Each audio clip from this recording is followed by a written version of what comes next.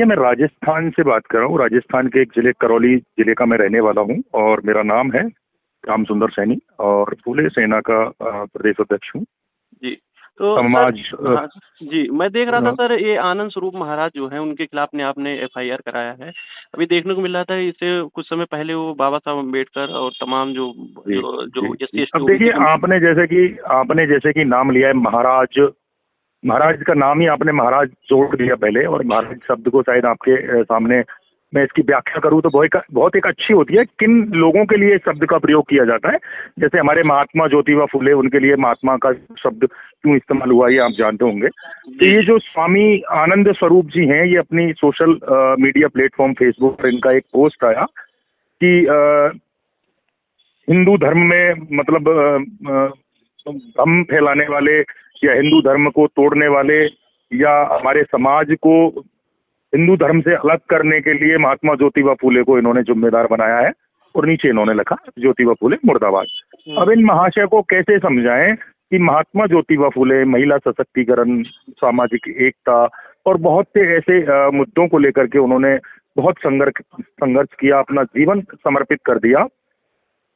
ब्राह्मण समाज उस समय एक एक तबका ऐसा था कि ब्राह्मण समाज के एक तबके ने उनका साथ भी दिया था, मगर ये महाराज जिनका काम समाज में शांति व्यवस्था कायम करना होता है, समाजों को सही राह दिखाना होता है, प्रवचन देना होता है, मगर ये इस प्रकार की जो भ्रामक जानकारी और ये अभद्र टिप्पणी करके जहां एक मानसिक तनाव पैदा कर रहे हैं, सामाजिक विद्रोह पैदा करने की स्थिति पैदा कर रहे हैं, तो ये कहीं तक सही नहीं है। इससे एक तबका जो एक बड़ा वर्ग है इंडिया के अंदर, उस वर्ग के अंदर बड़ा रोष व्याप्त हो चुका है कि महापुरुष महात्मा ज्योतिबा फुले को केवल एक वर्ग नहीं मानता, उन्होंने केवल एक समाज के लिए काम नहीं किया, अपितु उन्होंने उन सभी दबे कुचले शोषित वर्गों के लिए काम किया जो पीड़ा में थे, दबे कुचले हुए थे। आज उनके लिए इस प्रकार की अभद्र टिप्पणी और अपमानजनक पोस्ट ये आनंद स्वरूप जी ये जो कर रहे हैं, ये 1% भी सही नहीं है, और हम इसकी बहुत कठोर रूप से इसका खंडन करते हैं, और हम चाहते हैं कि देश के हर कोने से इनके खिलाफ एफआईआर दर्ज हो, जी। या तो सर ये आपको नहीं लग माफी रहा है मांगे। माफ़ी की बात कर रहे हैं, ये अभी आपने देखा हो कि संविधान इससे पहले आप देखें कि नहीं देखें, ये सोशल मीडिया पे बाकायदा डॉक्टर अम्बेडकर के खिलाफ बाकायदा ये ट्रेंडिंग चलाए हुए हैं, संविधान निर्माता मानने से उनको इनकार कर रहे हैं। देखिए, जी, हाँ, और ये तमाम ऐसे बढ़िया ये कि ये ब ज्योतिबा फुले ये ही नहीं, बहुत तमाम इनकी ऐसे महापुरुषों इनकी के ऊपर जी। इनकी आईडी मैंने जब पूरी तरीके से सर्च की है, तो ये जो पाखंडी टाइप का जो ये आदमी मेरे को दिखाई दे रहा है आनंद स्वरूप, ये खुद के विवेक से काम कर रहा है या किसी पार्टी पॉलिटिक्स को लेकर के ये महात्मा बनाए, इसका समझ में नहीं आ रहा।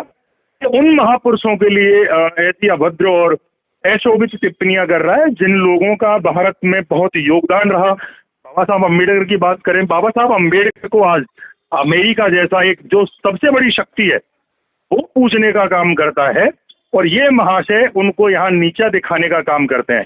तो कहीं ना कहीं ऐसी है कि ये जो उच्च कोटि की जातियां जो सामने आकर के ये जो उच्च कोटि की जातियां अपने आप में मान करके बैठे हैं ना, उनको तो ये अच्छा बताने की कोशिश कर रहे हैं, मगर निम्न वर्ग के जो महापुरुष थे, जिनको निम्न वर्ग के समाजों से जो महापुरुष निकल करके आए, उनकी तरफ ये टिप्पणी करना, ये जातिवाद को बढ़ावा देना है।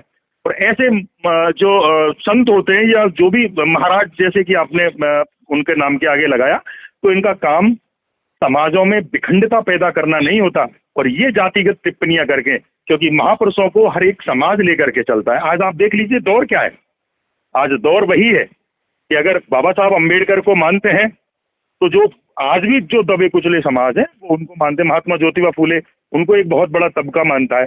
अगर हम उच्च जाति की बात करें तो परशुराम जी को ब्राह्मण समाज मानता है, अग्रसेन जी को अग्रवाल समाज मानता है, और हर समाज अपने अपने महापुरुषों को लेकर के बैठे हुए हैं।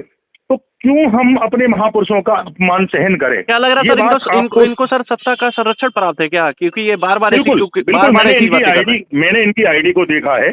सत्ता के संरक्षण में ये अपने आप को इस और इस कदर अपने आप को धकेल चुके हैं। ये बीजेपी से जुड़ा हुआ ये कैंडिडेट है, और बीजेपी की ही पोस्ट और बीजेपी से ही जुड़ी विचारधारा की पोस्ट ये अपनी आईडी से करता रहता है। और इस बात से हमको समझ लेना चाहिए कि बीजेपी का मास्टर प्लान है ये कि ऐसे संत और महापुरुषों को आगे करके जो हमारे महापुरुष हैं, बाबा साहब अम्बेडकर साहब, ज्योतिबा फूले, सावित्रीबाई फूले, जो भी हमारे महापुरुष हैं, उनके ऊपर अपमानजनक टिप्पणी करने का काम ये बीजेपी सरकार है, ये करा रही है ऐसे लोगों को आगे ला करके, और ये उनकी शय में ये काम कर रहे हैं। सर, अगर मान लीजिए आप लोग एफआईआर कराए हैं, अगर इस पे कार्रवाई नहीं होती, क्योंकि ये बार-बार ऐसा कर रहे हैं, अभी देखो अम्बेडकरवादी ये ने बात इनको ये बात मैं मेरी पोस्ट में भी लिख चुका हूं सर, जी, जी। कि हमें पता है कि ये बच के निकल जाएगा, हमें पता है कि ये बच के निकल जाएगा, और मेरा मानना है कि अभी अभी टाइम हो रहा है 2:20, कल 2:20 तक मेरे को पता है कि कम से कम 200-300 से ऊपर एफआईआर इस बंदे के ऊपर दर्ज हो चुकी होंगी, मगर वो भी काफी नहीं है। ये आंकड़ा 2000 तक पहुंचेगा, कल शाम तक ये आंकड़ा 2000 तक पहुंच जाएगा, कल शाम तक इसके खिलाफ 2000 एफआईआर दर्ज हो चुकी होंगी। जी, मान लीजिए सर, आप लोग जो एफआईआर कराएं नहीं होता, तो इसके बाद क्या कार्रवाई होने वाली है? क्योंकि ये बार-बार ऐसे कुकृत कर रहे देखिए, हैं। अगर अगर स्वतः अब फिलहाल अगर अपन देखें तो केंद्र में और स्टेटों में बीजेपी की सरकार है, अगर प्रशासन इस ओर ध्यान नहीं देता है और एफआईआर दर्ज नहीं करते हैं या कोई कार्रवाई नहीं करते हैं, तो सड़कें जाम होंगी, हम धरने, प्रदर्शन, आंदोलन करेंगे। इसमें कोई कहीं भ्रमित होने की आवश्यकता नहीं है। अगर प्रशासन उचित कार्रवाई, कठोर एफआईआर धाराओं के साथ में अगर इसके ऊपर कार्रवाई करता है, तो हम संतुष्ट रहेंगे। अन्यथा हम अल्टीमेट देखे आए हैं कि अगले 3 दिन में अगर इसके ऊपर कार्रवाई नहीं होती है, तो हम धरना प्रदर्शन करेंगे, रोड जाम करेंगे।